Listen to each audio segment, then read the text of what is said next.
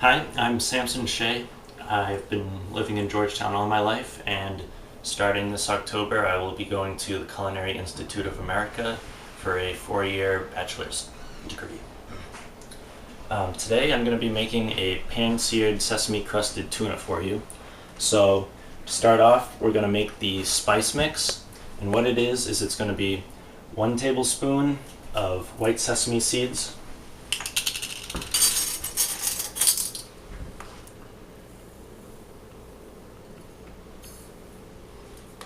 1 tablespoon of black sesame seeds,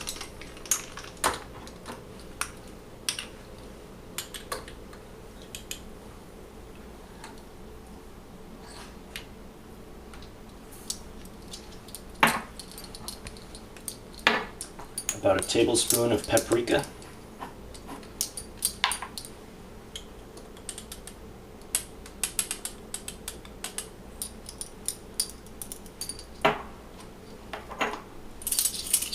just a 1/4 teaspoon of ground cayenne red pepper,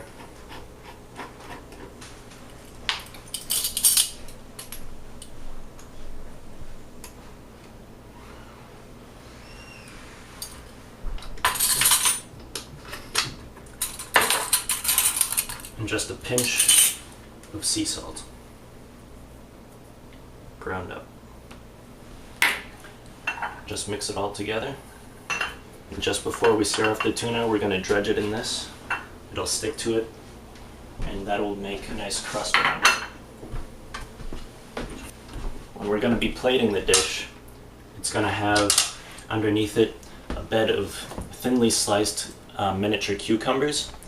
And the reason that we use miniature cucumbers is because since they're smaller, it's kind of having like an entire cucumber, all the flavor packed into just the smaller little thing, so you're going to be having a lot more flavor in a smaller amount of cucumber. Okay, so you cut off both ends of the cucumber, so all your slices will be in a uniform size. And on this tool here called the mandolin, all you do is you just slide it down on this plane, and there's a blade right here that will, it's kind of like a knife, and it just cuts them all nice and evenly.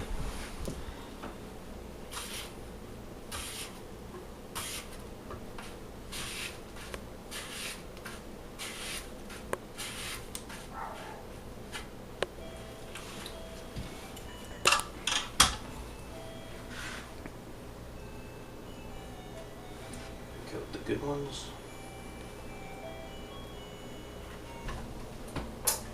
Right, next is the actual tuna. This is a yellowfin tuna, and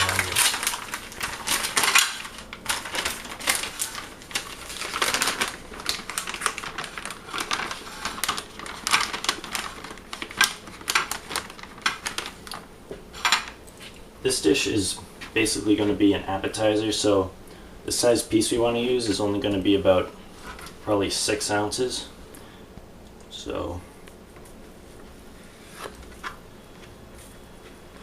let's say this piece right here would be a good size. And the way you want to do it, you won't be able to see it as well later, but when you slice it, you want to be slicing across the grain of the meat, and the grain runs like this. You can see the lines of the flesh. So I'm probably going to sear it this side and this side. I'll be slicing it along that way for the plating. And when you get a tuna, I got this one just this afternoon at up in by Butcher Boy. And what you don't want to have like a strong like fishy scent coming off of it. You want it to have a lot of the color still in it. You don't want it to be like faded and kind of opaque. You want it to be nice and red, and you don't want it to be real slimy or anything. You want it to be just wet, kind of damp to the touch. Alright, so bring this over to the stove. Just press it both sides. Just top and bottom, you don't need all around it, because you're only going to be searing it on both sides. It's going to be a raw dish in the middle. It's not going to be cooked all the way through. So to sear the tuna, you need to get your pan extremely hot. Now that the pan is nice and hot, add a little bit of olive oil to it so that it doesn't stick. Let that heat up. It won't take long.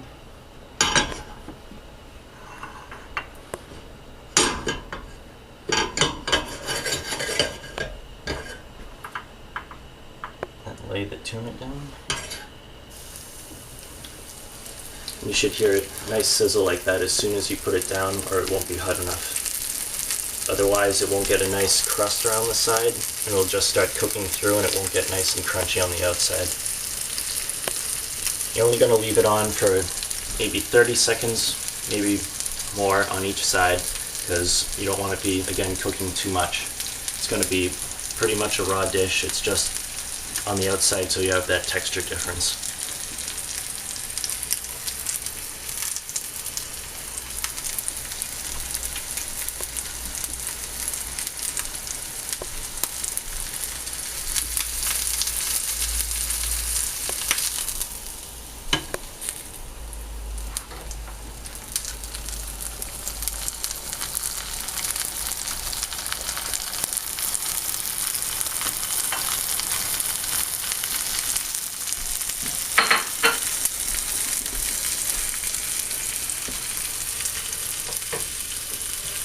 That's all it takes to cook it.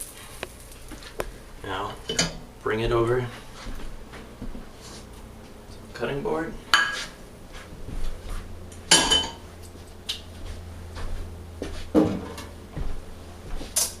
With a very sharp knife, because this is difficult to cut if you have a dull knife.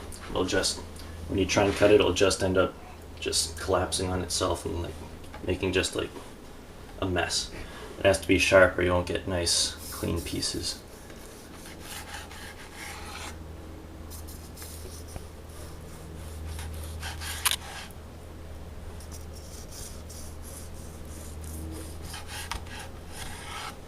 To plate the dish, on your plate, you're going to take the cucumbers that you had sliced earlier and just lay them out.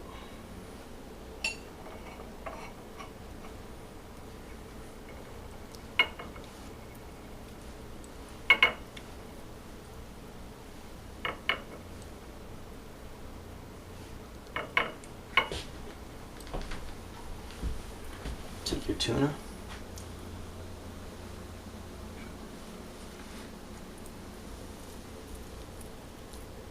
Kind of fan it out a little bit.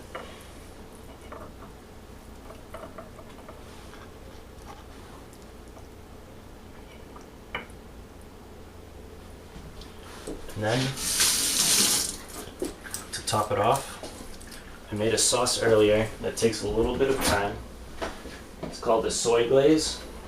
And what it is soy sauce, orange juice, brown sugar, ketchup, 5 Chinese spice, and some red chili flakes. And what you do is you just reduce it down to half so it's kind of a little bit thicker state than regular soy sauces. And you just drizzle it over the top just a little bit because it's kind of salty. That's it.